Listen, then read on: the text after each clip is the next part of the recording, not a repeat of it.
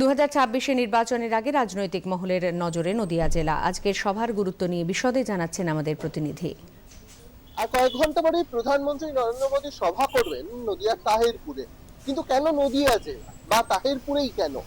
এই প্রসঙ্গে যদি বলি, নদিয়ার তাহিরপুর এবং রানাঘাট সাব ডিভিশন অন্যতম গুরুত্বপূর্ণ। তার কারণ 2026-এর নির্বাচনে এই জেলাকে কেন্দ্র করে বিজেপি এগোতে চাইছে, কারণ 24-এর নিরিখে এই জেলা অন্যতম বিজেপির শ্রেষ্ঠ জেলা হিসেবে এগিয়েছিল। বিশদে আমার সহকর্মী সৌরজ্যোতি রয়েছেন, সৌরজ্যোতির কাছ থেকে শুনবো।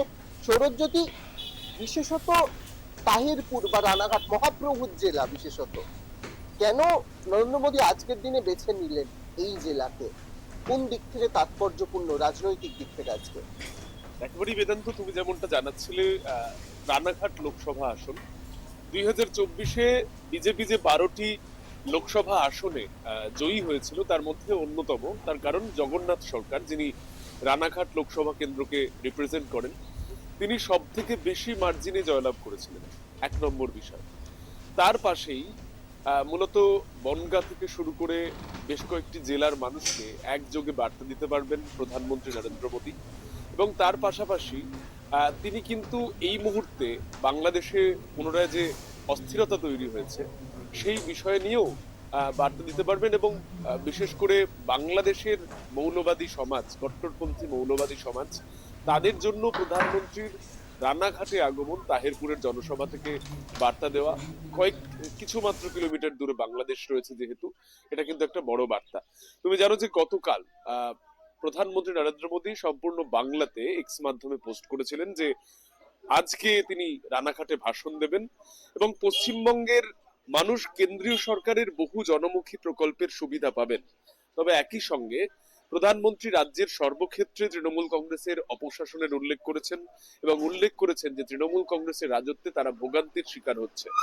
তৃণমূলের লুটপাট এবং ভীতি প্রদর্শন সমস্ত সীমা অতিক্রম করেছে বলেও প্রধানমন্ত্রী অভিযোগ করেছেন।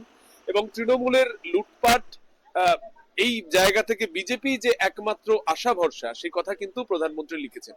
স্বাভাবিকভাবেই প্রধানমন্ত্রী নরেন্দ্র মোদী আজকে কি বার্তা দেবেন রাজনৈতিকভাবে, নিশ্চয়ই সেই সমৃদ্ধ হবে। এবং সর্বোপরি আর কয়েকটা মাত্র মাস পরে বিধানসভা নির্বাচন।